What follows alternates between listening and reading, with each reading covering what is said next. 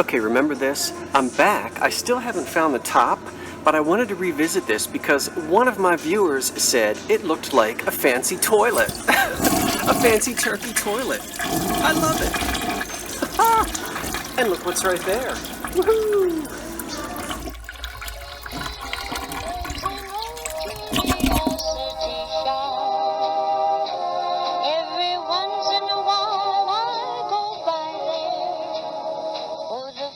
Recollections that lie there in that old curiosity shop.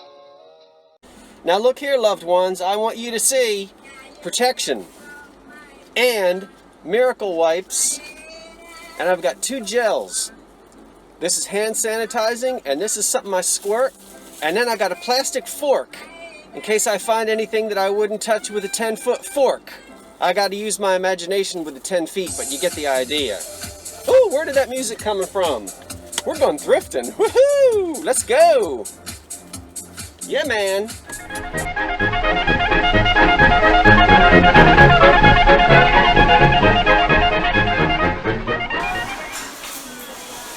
Okay, Barb, look at all this restaurant ware. Some diner went out of business, or some little old church. Where do we start? I'm not over the top about the pattern, but there it is. Shenango, China. This doesn't look very old, but I'm not an expert on the Shenango restaurant ware company, so I don't know if they're still in business, but this doesn't look like it's had a lot of use. It's definitely that heavy restaurant ware. And there's a lot of it here, and there's another table full of it. And everything in the store is half price today, so I have to just walk away. I cannot go home with all these dishes. Look, there's more. I told you, there is a ton of this stuff, and I am not taking it home. Back off, old curiosity shop. Curiosity killed the cat, and it's going to kill Scott too if he takes home 80 pounds of restaurant ware. No! Step away!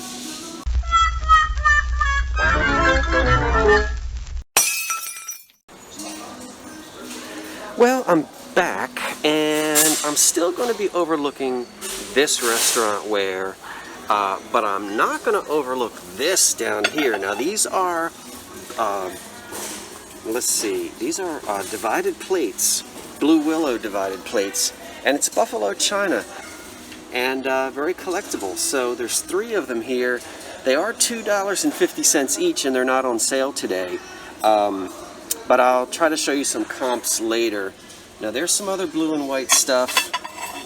Some of this is collectible and has good resale value, and some doesn't. And here's more. So I'm really going to be spending some time doing a little bit of research right here, and I'll show you my results when I'm finished. Oh, I forgot to show you my secret weapon against this virus. And murder hornets. Good and plenties. I love these things. Do you?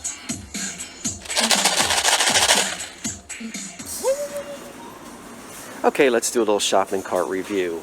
Here's a crackle glass vase for $2.50. You're going to see that pop up again in the fall season. Here's some 1970s Smiley glass cups, glasses, probably for the breakfast table. There's only 3, but I'm going to buy them anyway. I'll show you those again later. Here are the Blue Willow plates. This is the Buffalo China divided plates restaurant ware. And I'm looking around in the clear glass right here. This is a pattern that I memorized many, many years ago because it's this is Falstoria's chintz pattern, and it's the pattern that my grandfather purchased in the 1940s for my grandmother, and so I've been eating off of this stuff for my entire life. We used to only pull it out at Easter, Thanksgiving, and Christmas, and the rest of the time it was in the china closet. There are probably about 80 to 100 pieces of this right now in my mother's china closet. And one year, I'll never forget it, Uncle Henry broke one of the stems, and I'll tell you he got the short end of the turkey that year. I'm not going to buy this because My mother doesn't need it. It's $5, and that would probably sell maybe for about $12 or so online. I'm just not in the mood to buy that today, that's all. But it's still nice glass. Alright, keep shopping. Cold cauliflower with mayonnaise, vanilla ice cream with sour cherry sauce, and iced tea. All of this menu can be prepared early in the day, including the macaroni and cheese, which need only to be reheated before dinner. And have you tried cold cauliflower? Cook your cauliflower as usual, keeping it whole. Cool it and cover the whole cauliflower with mayonnaise, garnishing it with sliced tomatoes, hard-cooked eggs, and watercress. The ice cream can be homemade or purchased from your favorite dealer. Sour cherries, which are in season right now, stewed gently until done and sweetened to your taste, will dress up the plain vanilla ice cream. And iced tea served with plenty of ice, a thin slice of lemon, and a sprig of mint is almost everybody's favorite summer cooler. And on a day as hot as this, Betty Crocker, I really could go for that meal.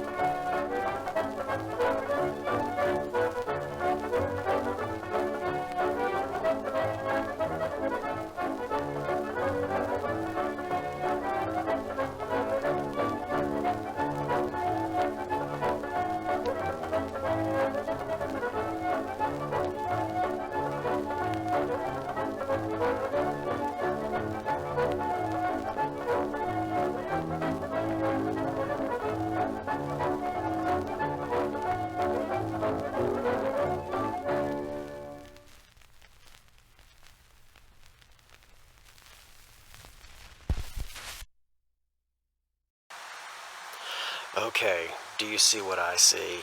And I'm not singing a Christmas song. Now, I recognize this cabinet, of course, because I've been fiddling with these things for 30 years. So I know what it is, but I always hold my breath before I go and open the lid because 9 times out of 10, maybe 8 times out of 10, they have been gutted. I'm trying to get in better light. It's a Victrola, and it is a Victrola because it's made by the Victor Talking Machine Company.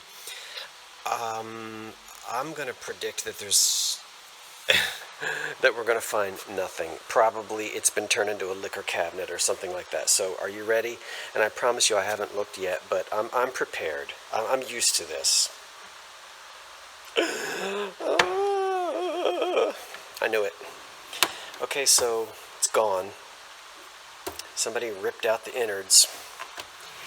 And $60. Well, it's a nice piece of furniture. I'm glad that the piece of furniture got saved. But I'm disappointed that the Victrola is missing. And, well, we'll let you see under the lid. There's the nice decal. And here's the plate.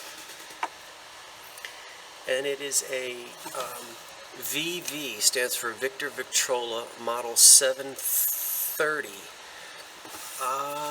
Yeah, the Model 730 was a nice model because it was a combination phonograph and radio. Focus again. Come on. This was introduced around 1926, 1927, the late 20s. And this would have a phonograph in it. And we can see there's the escutcheon plate right there where the crank went in. And this also had a radiola in it, because by this time, Victor was putting RCA radios.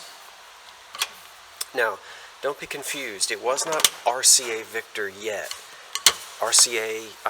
Victor Eldridge Johnson didn't sell the Victor company to RCA until, I think it was 1929.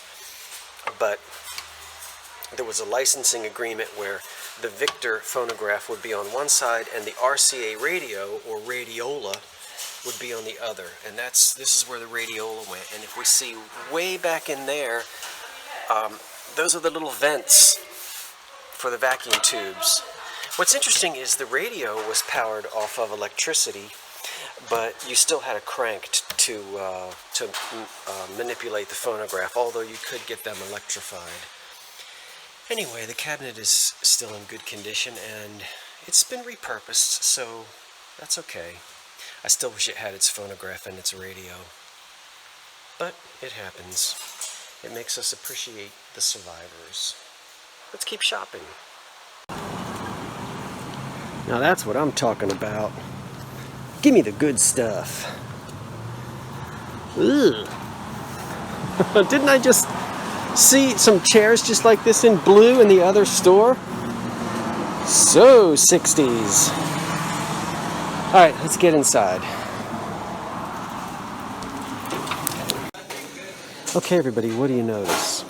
Remember the vase I just showed you yesterday, the Royal Hager, the nude woman holding up the cornucopia? Do you see how the glaze is the same? That's because this is Royal Hager, as is the other piece, and this one is marked on the bottom, Royal Hager, although you can barely see it.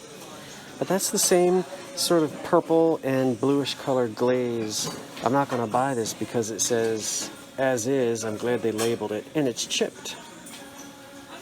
But thought I'd point that out. Good way to study glazes and sort of memorize colors. Very shiny and very typical of Royal Hager. Well, I'm having a good time today, and I'm glad you decided to come along with me. I haven't really been doing a lot of filming in the stores. I've been really focused on what's on the shelves, and I have found some things, and you know I'm going to show them to you when it comes time for kitchen counter thrift hauls. You see that box behind me? But here's one thing I just picked up I thought I would jump in and show you, and many of you already know what this is. Well, it's a hair receiver. Because we know years ago, women would comb their long hair at night and pull their hair out of the brush and stick it down into this, and this lid comes off, see? And then sometimes they would take the hair and roll it up and make, it's called a rat, and they'd stick that to thicken up their hair, sometimes for a pompadour or other hairstyles. This has little tiny lines in it to make you think it's ivory, but it's not. It's celluloid, and don't get a cigarette lighter near one of these or poof! There you go. Highly flammable. These came in sets. There were dresser trays and matching mirrors and fingernail files and handles on combs and picture frames and frames that little clocks went in. But this is just one. This probably dates to sometime up to the mid-20s, and then after that you didn't really see these. By that time they were making them out of glass. So this could be anywhere 1910, somewhere in there, 1912, 1918, something like that.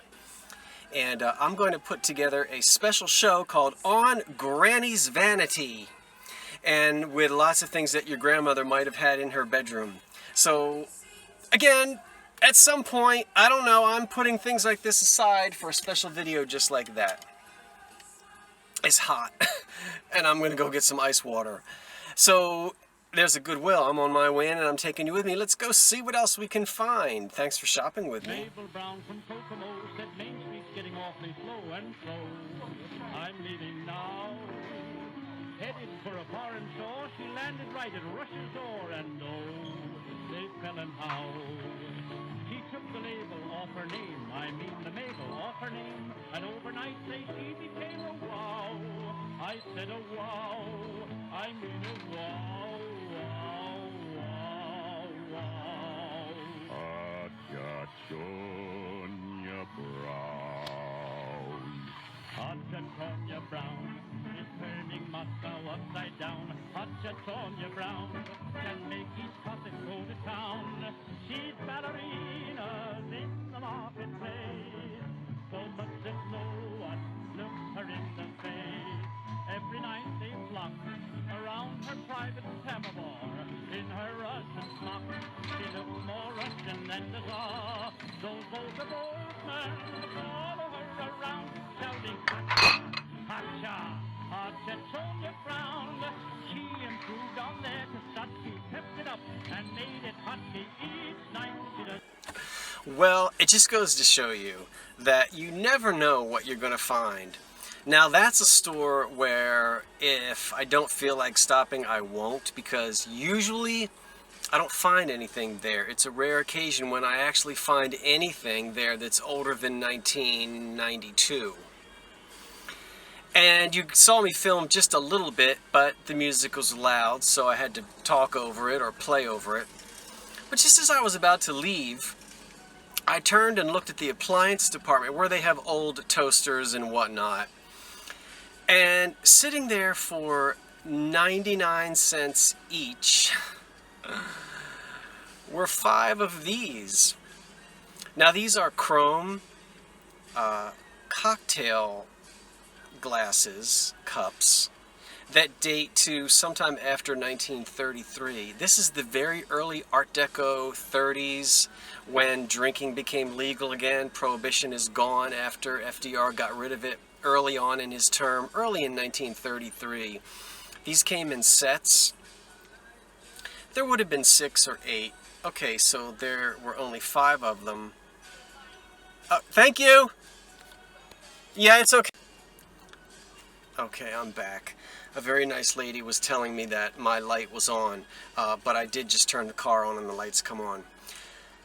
So, I need to clean these up, which I can. Now, sometimes there would be glass inserts. I don't believe these ever had glass inserts because it's a very intricate design, and many of them were just chrome and you would drink out of it just like this. So these will be paired with a cobalt blue cocktail shaker or a chrome cocktail shaker, and they're going to be phenomenal. I've never seen these before in this particular shape, and to get 5 of them for 99 cents each was fantastic. So great examples of Art Deco. These are going in my collection. You'll see them again though. How exciting is that?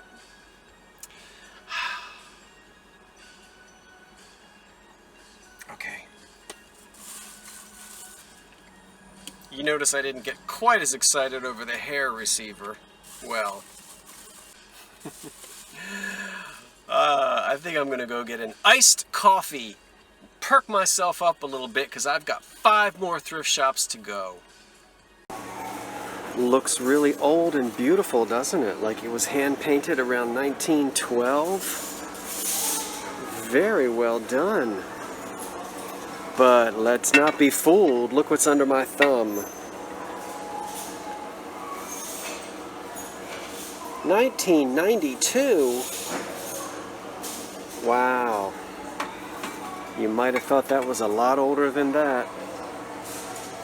Mm-hmm. Almost fooled us. Good grief. There's a frog.